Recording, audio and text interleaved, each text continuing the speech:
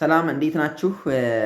ሰሞኑን እንግዲህ ሶሻል ሚዲያ ላይ ወይም አሁን በዚህ ሰዓት ሶሻል ሚዲያ ላይ ሲዘዋወር ያያችሁት ቪዲዮ ከኢቢኤስ ላይ እንዲወርድ የተደረገው ቪዲዮ ማለት ነው። እሷ የእህታችን ቪዲዮ የዩኒቨርሲቲ ተማሪ ነች።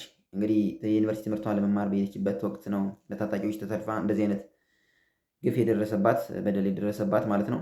እና ይህን በደሏን ሚዲያ ላይ ኢቢኤስ ላይ ወጣ አካፍላን ነበር። ነገር ግን ከኢቢኤስ ሚዲያ ላይ እንዲጠፋ ከዩቱብ ላይ እንዲጠፋ ተደርጓል። ነገር ግን በተለያዩ ሶሻል ሚዲያዎች እየተዘዋወረ ይገኛል ማለት ነው።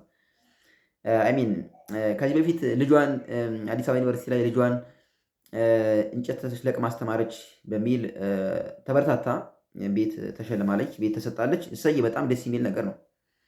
ይቺ ምስኪን እህታችስ እንዲያው ቤቱ ባይገባት ሌላ ነገር ባይደረግላት አትሊስት ብሶቷን መከራዋን ለህዝብ ማካፈሏ ሰው የላትም፣ እንደተናገረችው ማንም የላትም።